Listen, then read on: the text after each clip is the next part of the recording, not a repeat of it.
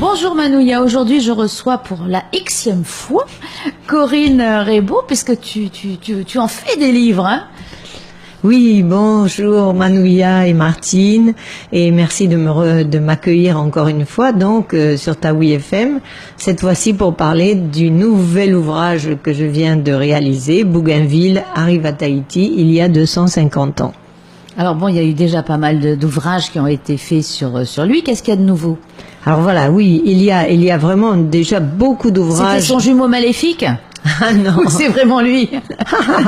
Non, il y a vraiment déjà beaucoup d'ouvrages écrits sur le personnage. Donc un temps, je me suis demandé si j'allais en rajouter un à la liste.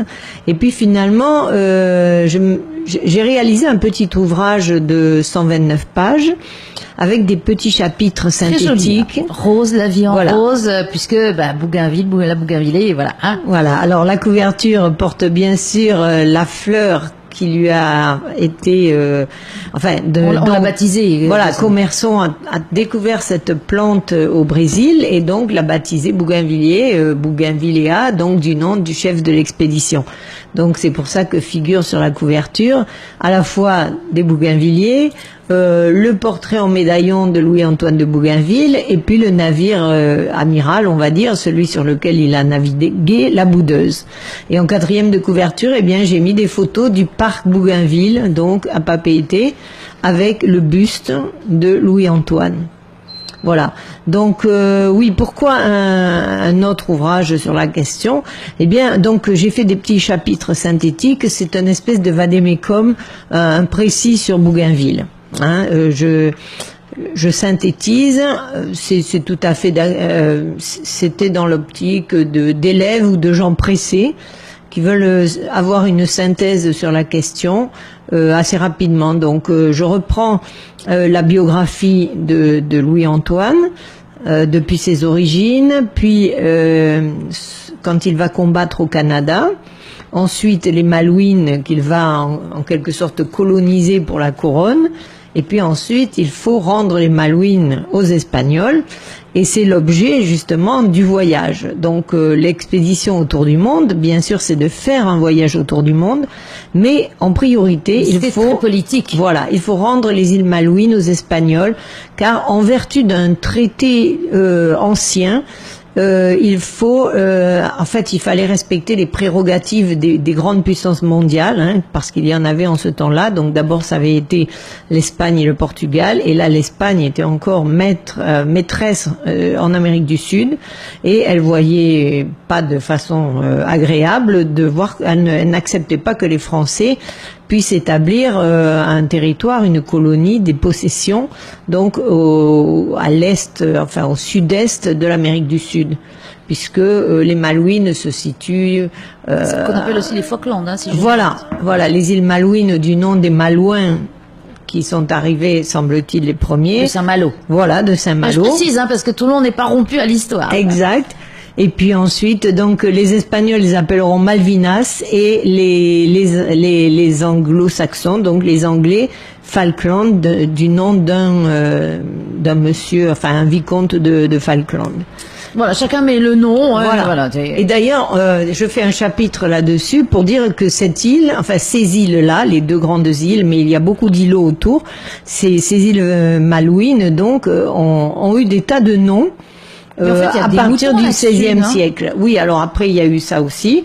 Et donc la colonie était prospère de 1764 à 67, sauf qu'il a fallu rendre les îles. Et c'est donc l'objet du voyage. En priorité, il faut rendre les îles Malouines aux Espagnols. Mais on les rend comment dans ces cas-là? Alors, eh bien, on monte une expédition, donc Bougainville à bord de la Boudeuse. Et donc, lui, il voulait ramener les familles qu'il avait installées là-bas, les ramener sur le continent sud-américain, à moins qu'elles veuillent rester sur place. Et dans l'ensemble, il les a ramenées. Donc, il a dû faire plusieurs voyages. Et c'est ce qui lui a fait perdre beaucoup de temps durant l'année 1767, parce qu'il s'est quasiment occupé que de ça. Ramener Alors, il faisait le ferry, quoi. Voilà, un peu, oui. Voilà, ramener ces familles qu'il avait installées. C'était des familles françaises qu'il ramenait en Amérique du Sud. En fait, c'était des familles canadiennes, parce qu'il était allé chercher les Canadiens lorsqu'on a perdu le Canada. On se dit c'était des bateaux, non, voyageaient pas beaucoup, si c'était énorme. Pas si simple, parce que quand on a perdu le Canada, il propose à des familles canadiennes d'aller s'installer au Malouines. Et c'est ce qui va se passer, il va les y emmener. Mais comme après il faut rendre les Malouines, eh ben il va les ramener en Amérique du Sud. Où là, elles ont le choix, soit de passer sous la couronne espagnole, soit après de retourner en Europe. Donc voilà, il va passer presque toute l'année 1767 à faire ça. Et donc le 1er avril 1767, on rend officiellement les îles Malouines aux Espagnols. Et après, il continue son voyage. Il va passer le détroit de Magellan. Il va y mettre une 40aine de jours quand même. Ça, parce qu'à chaque fois il est arrivé, ça repartait. Il faut circuler dans les canaux de Patagonie. En plus de ça, il y a un des deux bateaux qui, enfin le deuxième bateau connaît des avaries, donc il fait de l'eau. Perdus, hein, il faut le réparer, etc. Bon, et ce n'est que voilà, en partant en novembre 1766, il arrive à Tahiti en avril 1768. Oula, oui. Donc quand même, hein, il n'arrive pas tout de suite. Et donc quand il arrive, il vient de passer une 40aine de jours dans le détroit de Magellan, où là il pourra affirmer que les Patagons ne sont pas des géants, mais des hommes de haute taille. Ensuite, il fait à peu près 2 mois de navigation pour traverser l'océan Pacifique. Il passe au Tuamotu et là, il décrira cet archipel comme archipel dangereux à cause des récifs. Voilà. Si. Voilà. Et puis après, il arrivera donc par Maitea et la presqu'île. Il arrivera donc à Tahiti. Et lui, il arrive comme Wallis par la côte est. Et il a besoin de trouver rapidement un mouillage pour refaire de l'eau, des vivres, etc. Et il va trouver à Itia une baie propice au mouillage. Il va y rentrer et c'est là que le 6 avril 1768, lui, donc la boudeuse, son bateau et l'Étoile, le bateau ravitailleur qui le suit, vont jeter l'ancre dans la baie d'Itia. Et dès le premier jour, il y a Aotourou, le jeune tahitien, qui monte à bord avec une pirogue et il passe quelques journées à bord, il ne veut plus descendre tellement il découvre ces gens. Ben oui, il est émerveillé, il se fait vêtir comme eux, il participe à leur repas, il utilise des couverts, il apprend l'usage des couverts. Lorsqu'il y a la prière à bord, il observe tout le monde, il fait même un peu comme eux. Quand il crie Vive le roi à la fin de la prière, il crie lui aussi quelque chose d'assez incompréhensible. Enfin, il se meut là-dedans et ça lui plaît beaucoup. Puis lorsqu'il descend à terre, vêtu de ses nouveaux habits, avec des tas de cadeaux qu'on lui a offerts, alors là, il est une espèce de roi. Déjà que c'était un jeune Hari, donc il retourne à terre et il est... encensé, quoi. On lui dit comme s'il était parti dans un autre. Mais en fait, il est parti dans un autre univers. Exactement. Et donc, le 9e jour de l'escale, lorsque ils repartiront, eh bien, le chef Hériti de Itia va confier Aotourou à Bougainville en lui disant, il veut venir avec vous, embarquez-le. Mais c'est tout à fait moderne en plus comme attitude. Et puis ça montre la curiosité. Je pense que les Tahitiens étaient très curieux, et particulièrement à Aotourou. Et donc il tient absolument à partir avec eux. Et finalement, malgré quelques réticences de Bougainville qui craignaient qu'il ne s'adapte pas, qu'il ait le mal du pays, que ça ne lui plaise pas finalement de vivre sur ce bateau, il l'embarque et finalement il ira jusqu'en France. Et en mars 1769, donc quasiment 1 an plus tard, lorsqu'ils vont arriver à Saint-Malo, quelques jours plus tard, il le présente à la cour du roi Louis XV et il fera fureur. Tout le monde se l'arrachera. Ça va être la coqueluche. La coqueluche en plus, des salons, bien bronzé, un beau garçon qui plaît beaucoup aux femmes et lui adore aussi les femmes. Tu m'étonnes, ça a changé. Voilà. Et en plus, il était dans son village avec que des cousines, quasiment, tandis que là, il avait le choix. Puis en plus, des blonds, des yeux bleus, des clairs, Ça devait le... Il demandait sans cesse à Bougainville quand est-ce qu'on s'arrêtait, quand est-ce qu'on allait trouver des femmes, et il demandait tout le temps si elles étaient belles en France, etc. Donc en fait, bon, il aura le choix et il sera très heureux. Il va vivre une année vraiment enchanteresse. Il va à l'opéra, il se déplace seul dans Paris, il a le sens de l'orientation, il ne se perd pas, il fait ses emplettes, il est apprécié de tous. Mais à peu près au bout d'un an, Bougainville, qui s'était engagé auprès du chef de le ramener à Tahiti, va payer sur ses propres deniers le voyage de retour. Donc, il trouve un embarquement pour l'emmener d'abord à l'île de France, c'est-à-dire l'actuelle île Maurice, donc par le Cap de Bonne-Espérance. Pour rentrer? Oh, il accepte de repartir. Mais il avait une fiancée qu'il avait quittée, qui était en pleurs à son départ, mais enfin après, semble-t-il, il s'est consolé. Il s'est un petit peu consolé, quoi. Oui, il s'est un petit peu consolé, voilà. Et donc, on l'emmène jusqu'à l'île de France, et là, il devait trouver un autre embarquement pour aller à Tahiti. Sauf que malheureusement, il y a une épidémie de variole à l'île de France. Il n'a pas été inoculé, c'est-à-dire qu'il n'a pas été vacciné, mais c'était les tout débuts de ce qu'on appelait l'inoculation. Et donc, il va périr, il va mourir de cette maladie avant d'arriver à Madagascar. Et donc, il mourra en 1771 sans revenir sur son Fénois. Donc, il aurait mieux fait de rester à Paris. Et oui, on peut se dire ça aussi, oui. Parce que, en fait, ça lui plaisait beaucoup. Et semble-t-il, ce n'est pas lui qui a réclamé de rentrer. Oui, voilà, mais bon, j'ai dit à ton père que je te ramenais, voilà. C'est comme quand tu as les gosses qui sont chez toi. Non, reste un peu encore. Non, on a dit à tes parents qu'on te ramenait. Voilà, comme il s'y était engagé, il a mené son engagement jusqu'à son terme, mais malheureusement pour Aotourou.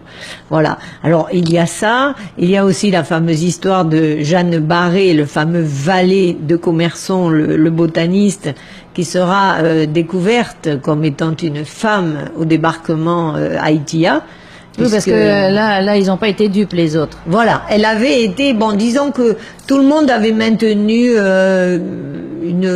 un certain secret là-dessus, même si des rumeurs depuis l'Amérique du Sud commençaient à courir sur le fait que le valet n'était peut-être pas un valet, et peut-être voilà, une femme. Mais bon, vu qu'ils étaient très discrets et ne se mélangeaient pas au reste de l'équipage, ça passait. Et il est fort probable que Bougainville avait aussi fermer les yeux là-dessus, à condition qu'il n'y ait pas de problème. Sauf que au débarquement à Haïtia, eux, ils descendent de Commerson et Jeanne, enfin, Barré, descendent à terre comme ils faisaient d'habitude pour aller herboriser, hein, puisqu'il était botaniste et elle était son aide de camp, on va dire. Et là, dès qu'elle met pied à terre, alors là, les Tahitiens se jettent sur elle, commencent à la déshabiller en criant que c'était une femme. Et là, l'affaire est mise à jour. Il faut l'officier, enfin le garde qui était en faction est obligé de séparer les Tahitiens de Barré et vite la renvoyer à bord du navire dont elle ne redescendra pas à cause de ça. Et donc voilà, elle retournera à terre, il arborisera un peu. Et voilà. Et elle descendra avec Commerson à l'île de France, donc presque à la fin du voyage. Et finalement, c'était un accord tacite entre eux, c'est-à-dire qu'il est accueilli par le gouverneur, qui était un de ses amis, un ami de Commerson.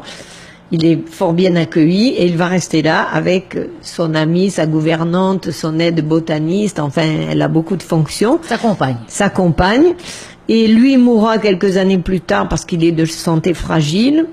Et elle va encore rester quelques années de plus à l'île de France, le temps de retrouver moyen de retourner en France. Et là, elle aura fait le tour du monde. La première femme française à avoir fait le tour du monde. Il n'y avait pas de femmes sur les bateaux. Non, et même c'était formellement interdit. Et c'est pour ça que ça arrange tout le monde qu'ils descendent à l'île de France. Parce que s'ils étaient descendus à Saint-Malo, ça aurait posé des problèmes à tout le monde, et particulièrement à Bougainville, d'expliquer comment, pendant 28 mois, il avait gardé une femme à bord. J'ai pas fait attention. Voilà.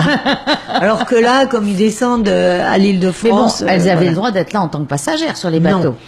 Pas de sur les bateaux de la marine royale, elles pouvaient passer quelques heures à bord, c'est tout. Et si mais elles avaient le droit sur les navires marchands. Ah oui, non, mais là, on est sur un bateau de la Royale, hein, donc un bateau de la marine. C'est un bateau qui a des canons, c'est un bateau qui a des militaires à bord. Donc là, c'était formellement interdit. Et donc, voilà. Et puis les choses vont s'arranger. Elle retournera en Europe.